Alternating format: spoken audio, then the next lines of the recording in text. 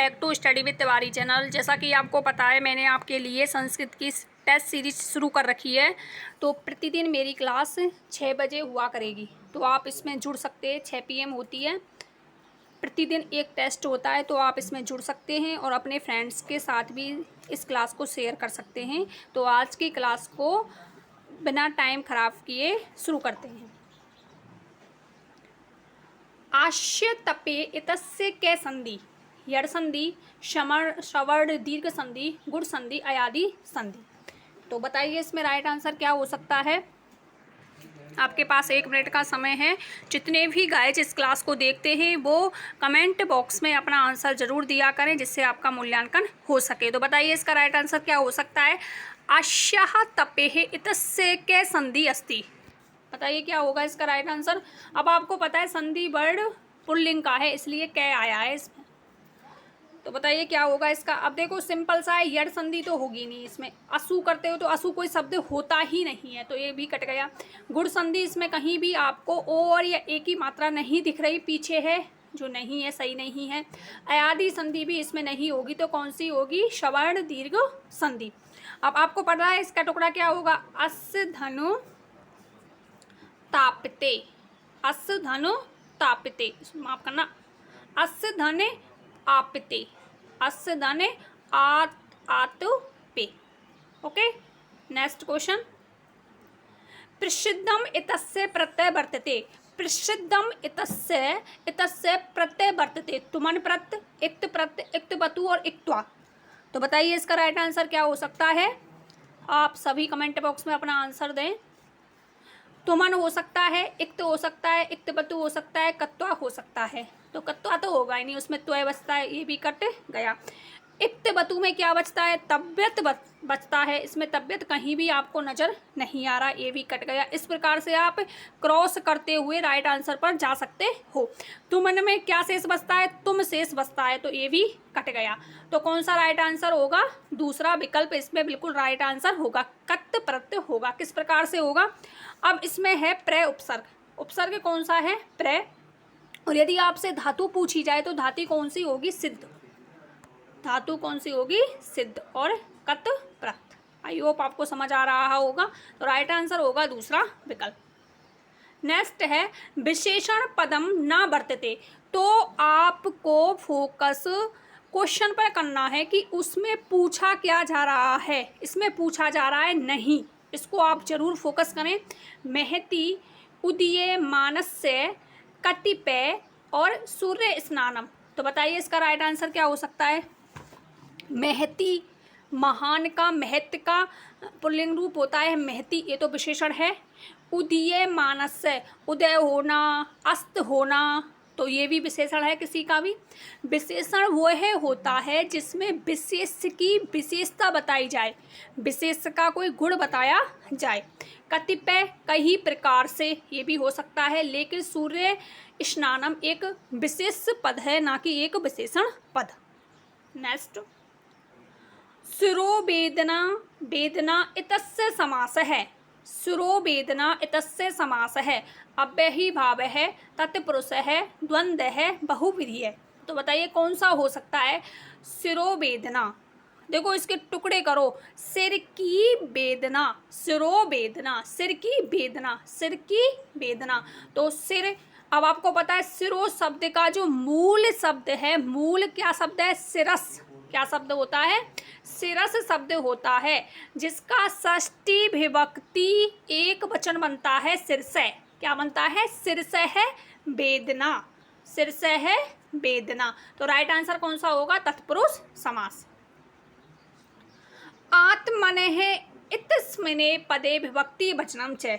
आपने पढ़े होंगे आत्मन, आत्मन शब्द होता है यदि मूल रूप में आपसे पूछा जाए शब्द रूप में, आत्मन, आत्मनः इत्यस्मिन् पदे विभक्ति वचनम च। षष्ठी एक वचन, द्वितीय एक वचन, प्रथमा द्विवचन और द्वितीय बहुवचन। तो कौन सा होगा इसमें, षष्ठी एक वचन। नेक्स्ट, रोषणताया इतस्य प्रत्यय वर्तते। रोषणतया इतस्य प्रत्यय वर्तते। तल, अनियर, यत और डयत। बताइए क्या हो सकता है। सभी अपना राइट आंसर कमेंट बॉक्स में जरूर दें। बताइए रोषणतया इतस्य प्रत्यय वर्तते, कौन सा हो सकता है। रोषणतया, बताइए कौन सा होगा इसमें। अब आपको अनियर में तो अनिय शेष होता है, तो इसमें कहीं भी नहीं है, यत भी नहीं है, डेत भी नहीं है। अब आपको ये पता है कि तल प्रत्यय स्त्रीलिंग प्रत्यय है, जो कि शब्दों से लगता है। जो इतना ध्यान रख लो आप कि तल प्रत्यय कैसा शब्द है, स्त्रीलिंग शब्द है, स्त्रीलिंग प्रत्यय है। और अब आपको पता है तल तल जो स्त्रीलिंग है तो उसके रूप लता की तरह चल सकते हैं। लता में जो तृतीय विभक्ति रूप बनता है वो बनता है लताया। उसी प्रकार से ये बना है शोषणतया। तो प्रत्यय में आपको विभक्ति बना करके भी दे सकता है कि इसमें कौन सा प्रत्यय हो सकता है। तो इसका राइट आंसर होगा तीसरा विकल्प। तो आपको देखना होगा, सीधा सीधा आता है तो कोई बात ही नहीं, लेकिन यदि इसको विभक्ति में दे दिया कन्वर्ट करके तो हमें देखना होगा कि अब आपको पता है कि तल जो शब्द है वो कैसा है, स्त्रीलिंग शब्द है, स्त्रीलिंग प्रत्यय में प्रयोग किया जाता है। हकारस्य उच्चारण स्थानम वर्तते, हकारस्य का मतलब है यहाँ पर जो हा वर्ड है उसका उच्चारण स्थान क्या होगा, कंठ है, तालुहु, दंताहा और मूर्धा। तो आपको पता है अकुहे विसर्गीय नाम कंठा, तो इसका राइट आंसर क्या होगा, कंठ है। अध्यापक है छात्रेहिम छात्रम प्रश्नम पृच्छति अस्य वाच्य परिवर्तनम स्यात्। तो बताइए ये थोड़ा टफ क्वेश्चन हो सकता है वाच्य परिवर्तन का, क्योंकि इसमें आपके पास दो कर्म हैं, एक ना होकर के कितने कर्म हैं, दो। तो क्या होगा इसका राइट आंसर। अब आपको पता है एक दो दो, एक आ गया इसमें। अब आपको कन्वर्ट किसमें करना है, तीन। अब इसका कन्वर्ट किसमें होता है, एक एक एक, इस प्रकार से होता है। तो बताइए क्या होगा इसका परिवर्तन रूप, पृच्छति। और दो इसमें क्या है, कर्म है। तो आपको पता है द्विकर्मक धातुओं में द्वितीय विभक्ति का प्रयोग होता है। 16 द्विकर्मक धातुएं हैं संस्कृत में जिसमें द्वितीय विभक्ति का प्रयोग होता है। तो 16 जो द्विकर्मक धातुएं, उनमें से जो आगे की 12 धातुएं होती हैं, आगे की जो 12 धातुएं होती हैं उसमें गौड़ कर्म में विभक्ति होती है। गौड़ कर्म को परिवर्तन करते हैं, मुख्य कर्म को नहीं करते। लेकिन पीछे की जो 4 होती हैं उनमें हम मुख्य कर्म में परिवर्तन करते हैं, गौड़ कर्म में परिवर्तन नहीं करते। तो इसका मुख्य कर्म क्या है, छात्रम, अध्यापक छात्रम प्रश्नम पृच्छति। ये तो क्या हो गया इसमें, ये तो हो गया गौड़ कर्म और ये क्या हो गया, मुख्य कर्म। तो जब 12 धातुएं हैं, ये आगे की पृच्छति पृच्छ धातु 12 में शामिल है, तो 12 में शामिल है तो गौड़ कर्म में हम क्या करेंगे, परिवर्तन करेंगे। तो छात्रम, छात्रम है ये, तो छात्रम का एक वचन रूप में क्या बनेगा, छात्र। क्या बनेगा, छात्रे बनेगा। इन दोनों में तो है नहीं है, तो इन दोनों विकल्पों को आप काट दो, इसमें भी है और इसमें भी है। लेकिन प्रश्नम में कोई चेंज नहीं होगा, तो प्रश्नम जैसा है वैसा ही आएगा। इसलिए राइट आंसर कौन सा होगा, दूसरा विकल्प। शरीर माधानाम खलु धर्म साधनाम इयम सूक्ति कस्मात् ग्रंथात् उद्यते अस्ति। ये जो सूक्ति है ये किस ग्रंथ से उद्धृत है, बताइए। कुमार संभवात, रामायणात, महाभारतात या रघुवंशात। तो कौन सी हो सकती है, कुमार संभव से। नेक्स्ट, शिक्षण शब्द से व्युत्पत्ति वर्तते। शिक्षण शब्द की व्युत्पत्ति हुई है। शिक्षते अनेन इति शिक्षणम, शिक्षते अस्मेन इति शिक्षणम, शिक्षते अस्मे इति शिक्षणम या शिक्षते अनिया इति शिक्षणम। तो बताइए क्या हो सकता है। इसमें पूछा है शिक्षण, तो आपको पता है शिक्षण शब्द क्या है, शिक्ष धातु से बना है और इसमें लुट प्रत्यय है और नपुंसक लिंग है ये। तो शिक्षण शब्द से व्युत्पत्ति वर्तते। अब जिसमें शिक्षते शिक्षते शिक्षते तीनों विकल्पों में है, लेकिन जो नपुंसक लिंग में तृतीय विभक्ति में बनता है अनेन। क्या बनता है, अनेन। तो शिक्षते अनेन इति शिक्षणम, ये बिल्कुल सही होगा। यदि इसमें शिक्षा शब्द आता तो क्या आता, अनिया। यदि शिक्षा शब्द पूछा जाता तो विकल्प में इस ऑप्शन को करते। लेखन कलायाः अत्यधिकं महत्वं वर्तते। लेखन कला में सर्वाधिक अत्यधिक महत्व किसका होता है? लिखने की कला में लिपि कौशल से संबंधित हो गया ये। मंचेषु, नाटक स्थलेषु, गृहेषु, विद्यालयेषु। तो लेखन की कला में अत्यधिक महत्व किसका होता है गाइज? तो कमेंट बॉक्स में आप सभी आंसर देते रहें। आपको पता है मंच पे तो हम बोल करके अभिव्यक्त करते हैं, नाटक में भी हम बोलकर अभिव्यक्त करते हैं, गृहेषु घर में भी हम बोलकर व्यक्त करते हैं, लेकिन विद्यालय में लेखन कला का विकास सर्वाधिक होता है। तो राइट आंसर होगा फोर्थ विकल्प। संस्कृत शिक्षणस्य विशिष्ट उद्देश्यम न वर्तते। संस्कृत शिक्षण का विशिष्ट उद्देश्य नहीं है। चतुरस्य कौशलेषु दक्षता प्रधानम, ज्ञानात्मक उद्देश्यम, मूल्यांकनात्मक उद्देश्यम या अनुप्रयोगात्मक उद्देश्यम। तो क्या होगा? नहीं है पूछा है, तो नीचे के तीनों जो विकल्प हैं वो विशिष्ट उद्देश्य हैं, लेकिन ये चतुर्थ कौशलेषु दक्षता प्रदानम ये सामान्य उद्देश्य है। तो राइट आंसर कौन सा होगा? फर्स्ट विकल्प। संप्रेषणम वर्तते। संप्रेषण होता है, किस प्रकार से होता है संप्रेषण? एक मार्गीय होता है, द्विमार्गी, त्रिमार्गी, बहुमार्गी। तो बताइए क्या होगा इसका राइट आंसर? अब संप्रेषण का अर्थ क्या होता है? बोलना, आपस में विचार विनिमय करना, शब्दों का भाषा को आदान प्रदान करना। तो इसके लिए एक तो होगा नहीं, एक व्यक्ति बड़बड़ाता रहे, उसकी सुनने वाला कोई नहीं हो। तो संप्रेषण कितने मार्गी होता है? द्विमार्गी, दो होने चाहिए। असत्यम वर्तते विधि प्रवर्तके समर्थकम। अब आपको बताना है इसमें असत्य कौन सा मेल है।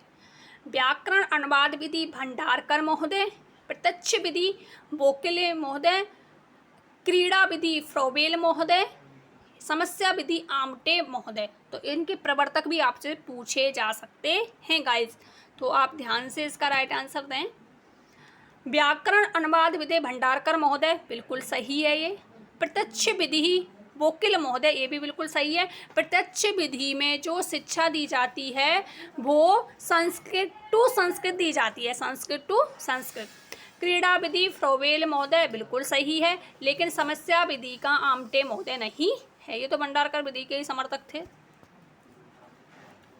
एनसीईआरटी राजस्थान माध्यमिक शिक्षा बोर्ड के द्वारा च परीक्षा सुधाराः प्रयोजनाः ग्रहणम अभवत् कि एनसीईआरटी ने परीक्षा सुधार में प्रयोजन कब ग्रहण किया था, कब हुआ था? 1960 तमे वर्षे, 1961 तमे वर्षे, 1962 तमे वर्षे या 1964 तमे वर्षे। अब आपको पता है एनसीईआरटी की यदि आपसे स्थापना पूछी जाए तो कब हुई थी? 1961 में। कब हुई थी? 1961 में। लेकिन इसमें पूछा क्या जा रहा है कि परीक्षा में सुधार कब किया गया था? तो 1964 तमे वर्षे।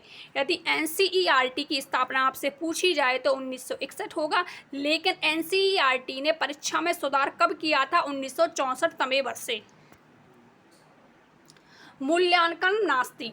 तो गाइज मैंने आपको हमेशा से बोला है कि क्वेश्चन को आपको ध्यान से पढ़ना है। इसमें पूछा जा रहा है नास्ति। नास्ति का मतलब होता है नहीं है, न धन अस्ति। तो इसमें नास्ति बताना है, जो मूल्यांकन की विशेषता नहीं है उसको आपको सेलेक्ट करना है। विश्वसनीयम व्यवहारिकम च, उपयोगी न्यायसंगतम च, व्यापकम सर्वपक्षीय व पाठ केंद्रित और वैधता रहितम। तो इसमें एक शब्द ऐसा है जिसकी वजह से ये गलत होगा। देखो, विश्वसनीय व्यवहारक होता है मूल्यांकन, उपयोगी भी होता है, न्याय संगत भी होता है, व्यापक भी होता है, सर्वपक्षीय भी होता है। सर्व बच्चे का सर्वांगीण विकास करना होता है, भावात्मक, ज्ञानात्मक और क्रियात्मक विकास करना होता है मूल्यांकन का उद्देश्य, चहुमुखी विकास करना। पाठ केंद्रित भी होता है और बालक केंद्रित भी होता है। अब इस वर्ड पर आप फोकस करें, इसमें लिखा है वैधता रहित। वैधता रहित लिखा है जो गलत है, वैधता सहित होता है। क्या होता? सहित। इसमें बस रे वर्ड के स्थान पर क्या आना चाहिए था गाइज? से वर्ड आना चाहिए था, तब ये सही होता। तो रहित की जगह क्या होता? वैधता सहित। इसलिए ये गलत हो गया, इसकी वजह से ये विकल्प गलत है। समर्पण मूल्यस्य सिद्धांत अनेन प्रतिपादितम। बताइए, समर्पण मूल्य का सिद्धांत किसने दिया था? प्रोफेसर बेस्ट महोदय, प्रोफेसर बोकिल महोदय, भंडारकर महोदय, डेक्स मूलर महोदय। तो किसने दिया था? सिंपल है ये तो, प्रोफेसर बेस्ट महोदय, और बाकी के नहीं है। और इसमें आपको बता देती हूँ मैं, बोकिल महोदय तो आपको पता है, ये तो प्रत्यक्ष विधि के थे। भंडारकर विधि ये भाषा अनुवाद शिक्षण से संबंधित है। डेक्स मूलर है ही नहीं। साधु वाक्यम चिन्युत, साधु वाक्य को सुनिए। साधु का मतलब है यहाँ पर शुद्ध वाक्य। साधु का मतलब क्या है? शुद्ध वाक्य बताना है आपको। विंशतेषु बालकेषु कमलः श्रेष्ठ है। अब देखो, इसमें आपको टाइम खराब नहीं करना है। अपने एग्जाम में टाइम बहुत कम होता है, हमें गोले भी भरने होते हैं साथ के साथ। यदि बिना गोला नहीं भरा तो आपका फिर तो आपको मतलब ही नहीं है पेपर देने का। अब आपको देखना है, देखो किस प्रकार से आपको क्वेश्चन को हल करना है। सीधा सीधा देखो, अब इसमें साधु वाक्य पूछा है तो आप सीधा आंसर पर जाओ। कमले श्रेष्ठ है, कमले श्रेष्ठ है, कमले श्रेष्ठ है, कमले श्रेष्ठ है, ये चारों में है तो इस पर फोकस मत करो। बालकेसु बालकेसु बालकेसु बालकेसु इसमें है तो यहाँ तक आपको फोकस नहीं करना। अब इसमें से देखना है आपको कि कौन सा होगा इसमें। अब आपको ये संख्या का शब्द है, संख्या ज्ञान हमारे सब्जेक्ट में जुड़ा हुआ है सिलेबस में, तो आपको बताना है इसमें क्या होगा। अब आपको पता है कि जैसा विशेष होता है उसी प्रकार से हम विशेषण का प्रयोग करते हैं। तो यहाँ पर बालक का विशेषण क्या है? 20 बालक, 20 बालक है, संख्यावाचक विशेषण है। तो अब आपको पता है कि 20 के जो रूप हैं वो किस प्रकार से चलेंगे, 20 के रूप किस प्रकार से चलेंगे। और बालकेशु क्या है? बालकेशु क्या है? रामे राम्यो रामेशु, तो सप्तमी विभक्ति बहुवचन है। तो उसी प्रकार से आपका 20 जो शब्द है, विंशति शब्द का सप्तमी विभक्ति बहुवचन ही देखना होगा, क्योंकि जैसा विशेष होता है वैसा ही विशेषण होता है। तो बालकेशु सप्तमी विभक्ति बहुवचन है, तो 20 का विंशति का सप्तमी विभक्ति बहुवचन क्या बनता है? विंशता, विंशताम, ये बनता है विंशताम। तो राइट आंसर कौन सा होगा? दूसरा विकल्प। नेक्स्ट, योगे रोगान हरयति अस्य वाच्य परिवर्तन स्यात्। तो बताइए क्या होगा। तो योगे, ये तो आपको पता है, तो योग है, योगे का तृतीय विभक्ति 3 एक एक करना है आपको। कर्म वाच्य है, कर्तरी वाच्य, कर्तरी वाच्य को कर्म वाच्य में बदलना है। 3 एक एक, तो तृतीय विभक्ति योगेन योगेन योगेन, इसमें नहीं है, इसको आप काट दो। योगेन योगेन योगेन। रोगान, राम रामो राम रामो रामा, रामम रामो रामान, द्वितीय विभक्ति बहुवचन है। तो इसमें भी आपको अब 3 एक एक है, तो एक का तृतीय विभक्ति, एक का ही आपको जो तृतीय है बहुवचन रूप ही देखना है। प्रथम पुरुष बहुवचन रूप देखना है, प्रथमा विभक्ति का बहुवचन रूप। तो रोगाणी बनता है क्या? नहीं, ये तो नपुंसकलिंग में बनता है। रोग शब्द तो पुल्लिंग है। रोग है, रोगे तो एक वचन में बनता है, ये भी ऑप्शन डिलीट। देखो कितना सिंपल हो गया क्वेश्चन। रोग शब्द तो ईबा में बनता है ना, एक वचन में, उसी में तो बनता है, लेकिन बहुवचन में क्या बनता है? रामे रामो रामाह, तो रोगे रोगो रोगहा, तो रोगहा बहुवचन में बनता है। तो अपने आप इसका राइट आंसर निकल आया दूसरा विकल्प। आगे के बने आपको नहीं आता ना तो छोड़ दो उसको, यहाँ तक ही आपको राइट आंसर क्लियर हो गया। नेक्स्ट, अध्यापक शिष्य पर क्रोधित होता है, अस्य संस्कृत अनुवाद वर्तते। अध्यापक शिष्य पर क्रोधित होता है, तो अध्यापक एक है और क्रिया भी एक है, एक वचन है और एक वचन है। तो इस प्रकार से आप अनुवाद के टॉपिक को क्लियर कर सकते हो। तो अध्यापक एक है तो एक वचन में जाएगा और क्रिया भी एक वचन की आएगी। अध्यापक है, अध्यापक है, अध्यापक अध्यापक नहीं होगा, तो ये विकल्प कट गया। इसमें क्रुद्धति क्रुद्धति क्रुद्धति, तो इसमें भी है। अब डिपेंड करता है इस विकल्प में से कौन सा सही होगा। अब आपको पता है क्रुद्ध, क्रुद्ध रुद्र धातु के योग में चतुर्थी विभक्ति का प्रयोग होता है, तो क्या बनता है? शिष्यम, तो द्वितीय है, शिष्य भी नहीं होगा, ये तो सप्तमी में बनता है, तो शिष्याया कौन सा होगा? पहला विकल्प। नेक्स्ट, भाग्यस्य बने तुस्केनी इतस्य संधि वर्तते। आपको ऐसा लग रहा होगा कि ये कितना बड़ा शब्द है, लेकिन ये सिंपल है। यड़ श्रवण दीर्घ गुड़ और अयादि, तो क्या होगा इसका? देखो वावन है तो यड़ संधि दिख गई आपको, और आगे स्वर रहित व्यंजन है तो क्या बनेगा इसका? भाग्येशु, क्या बनेगा? भाग्येषु। तो उसमें साक किसी भी प्रकार से आ सकता है, मूर्धन्य से भी हो सकता है, दंत से भी हो सकता है, तालव्य से भी हो सकता है। अब इसमें आएगा मूर्धन्य से, क्योंकि यहाँ पर मूर्धन्य से है, इस जगह पर कैसा है? मूर्धन्य से, तो आपको मूर्धन्य से ही करना है, भाग्येषु। और पीछे अनुत्सकेनी, तो कौन सी हो गई इसमें? यड़ संधि। खत्म। ये थे बच्चों 25 के लगभग क्वेश्चन थे। आई होप आपको अच्छे लगे हों, तो फीडबैक कमेंट बॉक्स में ज़रूर देना।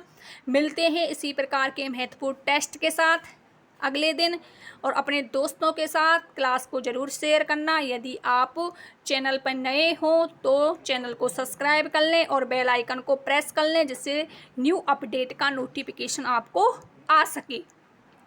Bye bye, take care all of you. मिलते हैं नेक्स्ट वीडियो में, तब तक आप अपना ध्यान रखिएगा। जय हिंद, जय भारत।